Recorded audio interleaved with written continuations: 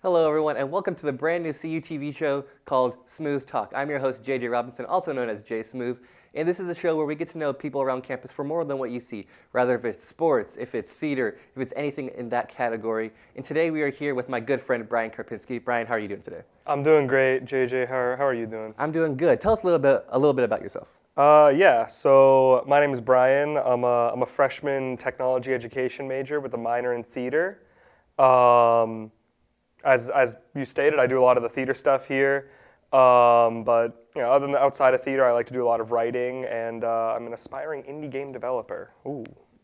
So I brought you here to talk to you a little bit about theater. I've been to multiple of your productions, even though you're only a freshman. I went to both shows. Was really impressed with your skills. So I want to ask, how did you get into theater?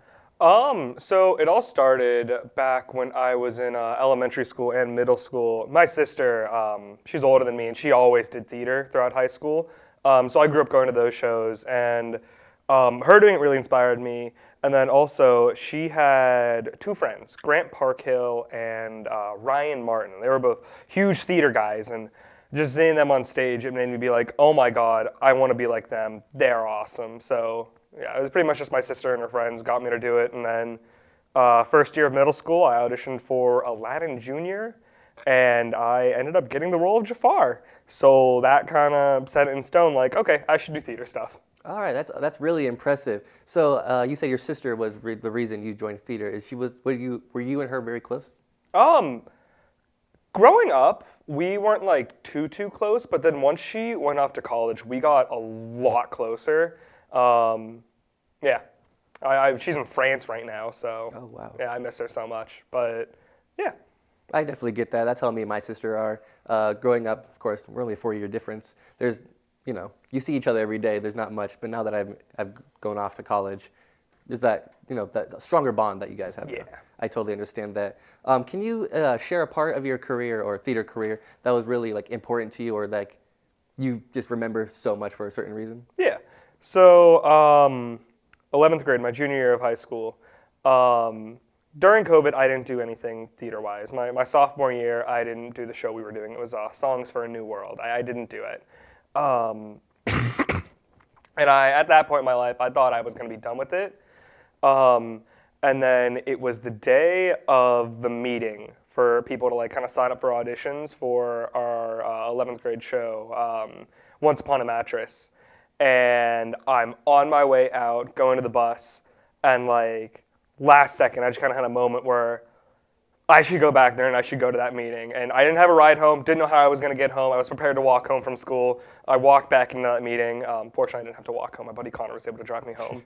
But I walked back into that meeting, signed up for auditions, and yeah, I ended up getting the role. I wanted King Sextimus the Silent, and that was such a fun role. Was that one of your favorite roles, you would say? It's easily my favorite one I've done. It was such a goofy character. It was so fun.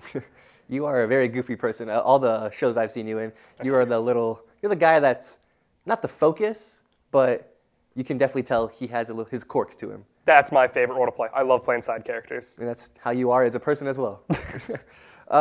So would you say with that, with not knowing if you're going to do it, would you say that's like a roadblock or something you've had sometimes in your career, or is it just a one-time system? There have been other times where I've thought, yep, this is it, gonna throw in the towel. Like, I didn't really plan on doing it into college.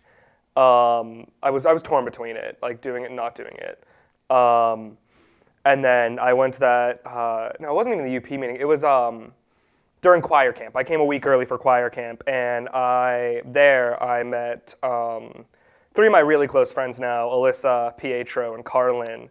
And just through meeting them, they're all big people in the theater department. And I'm like, all right, well, I'm friends with these guys. I might as well do it. And I don't regret it at all. It's easily the best decision I've ever made. I can definitely tell that I see you with them all the time. I hang out with you and all of them sometimes. And I can tell you really enjoy the people, enjoy all of it.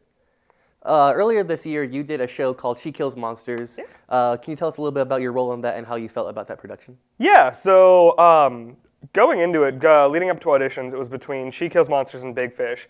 And leading up to it, I kept saying to myself, I want to be in Big Fish. I want to be in a musical. And then, granted, at the time, I didn't know anything about She Kills Monsters. I just knew it was about D&D. And then auditions happened, and we started working on the fight choreography. There was a fight choreography segment for the audition. And once I started doing the fight choreography, I was like, oh my God, I want to be in this show. I want to do this fight choreography.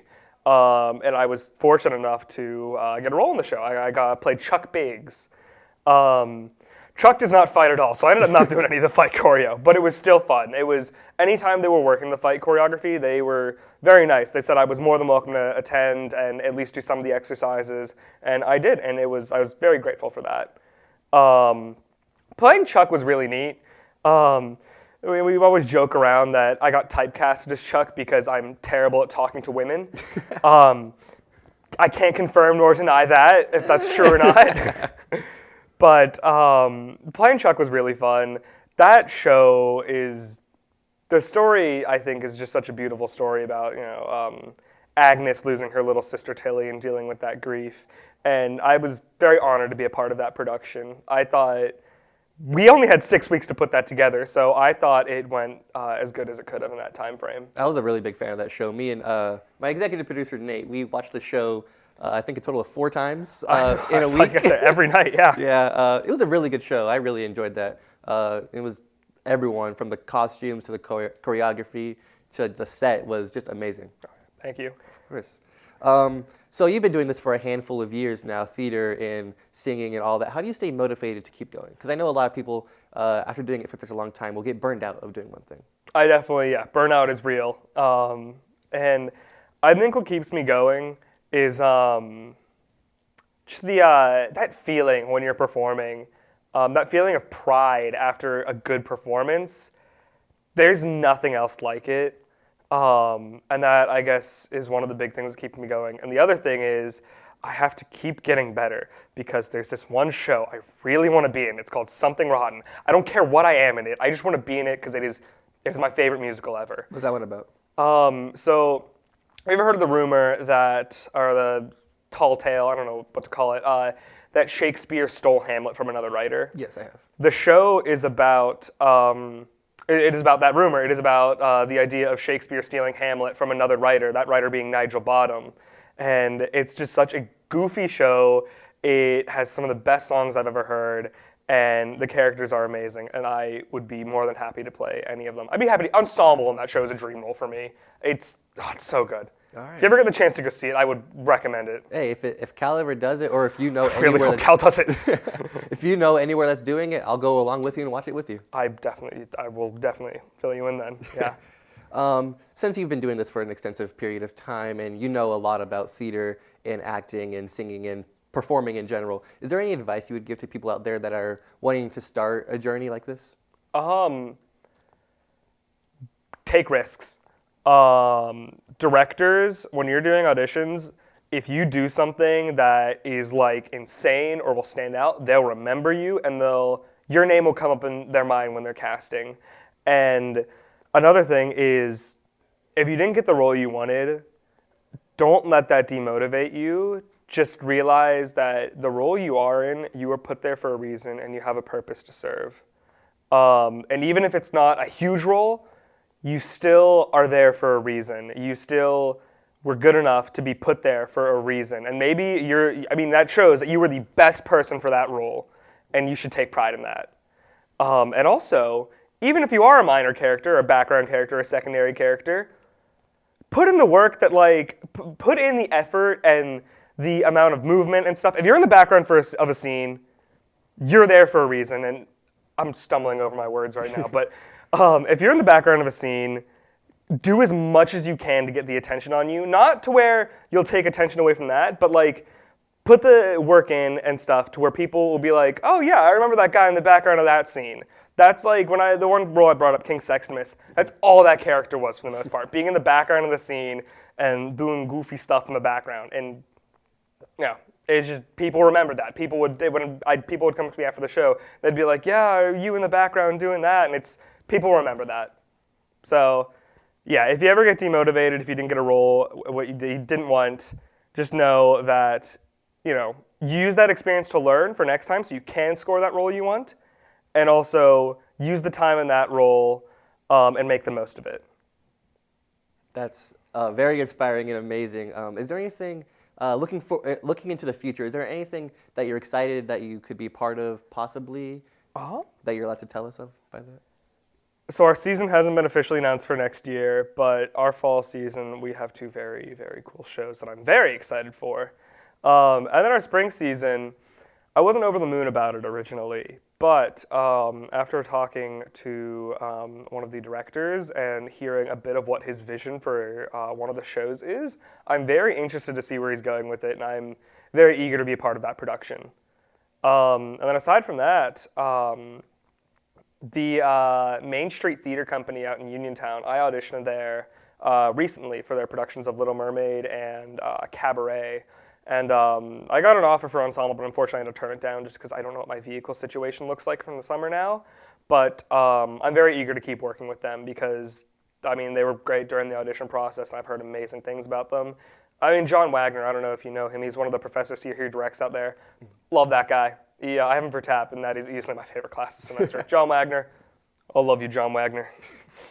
I love the look into the camera. That's amazing. One last question for you. Any fun facts that you want the people to know about you?